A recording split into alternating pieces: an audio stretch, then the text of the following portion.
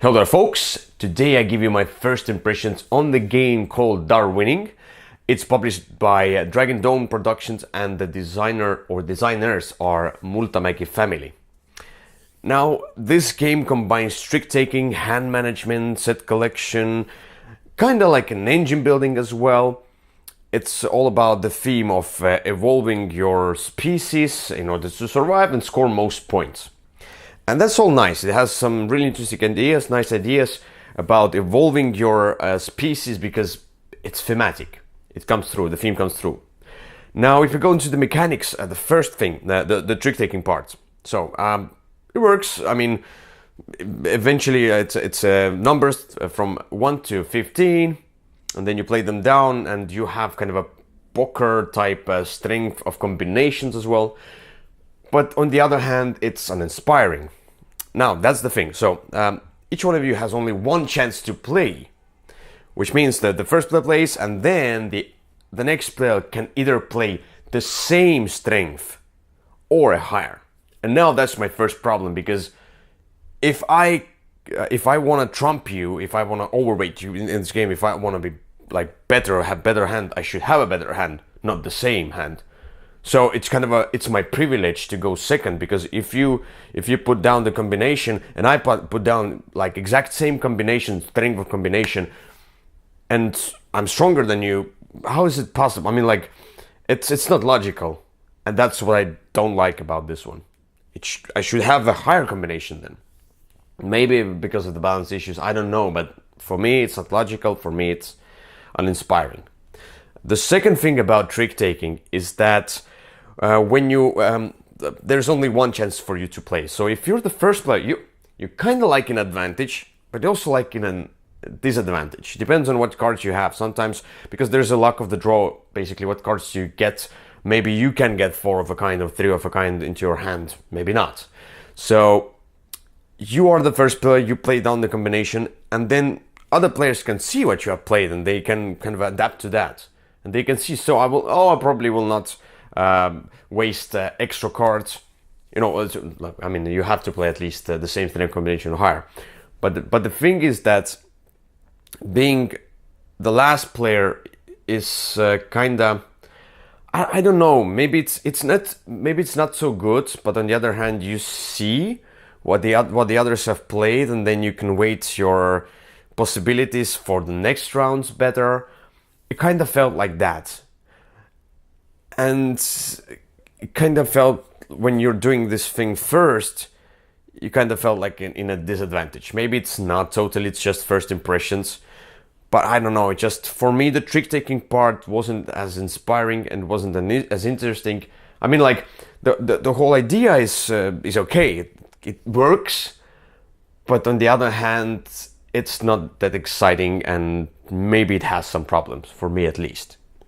Then we go to the part of, if you win the trick, you can take one of those cards and then you can stick it on your board, either to be higher on the food chain or have more population, or be adapted to more regions, more different terrains, which is very nice. And that idea I like. Basically, you're upgrading yourself, and also doing the trick taking, you're playing cards down, and you want to play cards amongst what should be the card that you really want to get, you know, so in order to play it. And there are traits as well. I like the traits, the abilities. But on the other hand, because of the trick taking and its nature of having only one chance to play cards, I would have loved to have maybe, not multiple rounds, but I don't know, something different about that. It shouldn't be a trick taking, maybe, as a mechanic there. But yeah, eventually, as you have a chance to play only one thing, then it's like you cannot really think. Some people might be able to think about the multi-layer of that, but sometimes you're forced to play the certain cards if you want to win at least something, and then amongst those cards you don't really want to get anything, or it's not really relevant to you, you would like to have another ability on this card that you didn't play, but you can choose your traits and things from the cards you have played, and if you have won the trick. So there's also that you can lose the trick and then you lose the cards. And it's all random that comes to you. Sometimes you win something, but those abilities aren't really interesting to you. For example, if and also there are some abilities on the board itself that already, like the trait cards that are already printed on your species board. And for example, my dinosaur had teeth, which is thematic.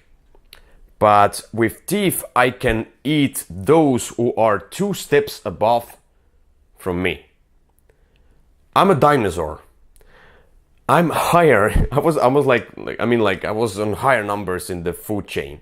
If they would have had something else, of course, there are probably even bigger numbers, but not that big of a number. So I mean, like being 10 on a food chain track is already a high number, and then I have teeth where I can eat somebody who is further into the track than me.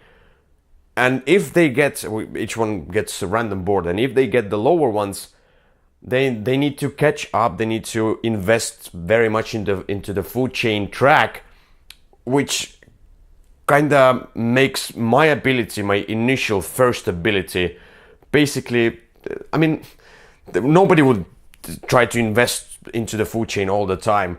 It's at least in my opinion. And I felt like, why did I have that ability?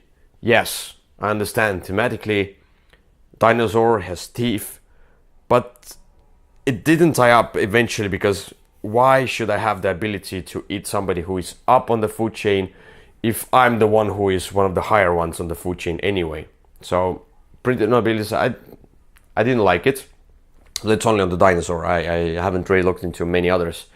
I don't know how good they are and so on. Some abilities are interesting, some abilities are not that interesting. For example, some abilities negate the other abilities, but if they come up into your hand and if you win the trick and you can choose one of those cards into your board, and some abilities that sometimes you get the abilities that are those defensive abilities, you don't really get the offensive abilities, and you like stick them, but basically only for points, because they are not, because the others don't have those aggressive abilities and against what you should defend, and eventually you're just trying to get the points. I understand it's all about the points. You want to get the most points at the end of the game, but yeah, I don't know. It's the whole package. The idea is really cool. I like the whole idea of land management and upgrading your board and breeding your species and trying to get the more population.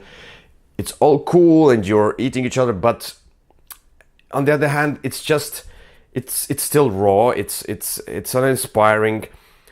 If you get cool combinations, if you get cool cards, if throughout the game you're lucky to get cool stuff, then this game might be a little bit more interesting to you. If you don't get that, then this game is just okay. Let's play another round. You know, that's the thing. So my overall first impression, kind of opinion on this game is that it's okay.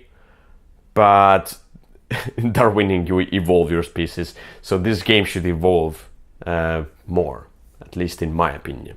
So that's Darwinning. Thank you for watching, and we see you another time. Don't forget to subscribe to the channel, to Instagram, Facebook, Twitter. All the accounts and links are in the description below. Yeah, so bye-bye. This channel is sponsored by Osprey Games. Check them out at ospreypublishing.com.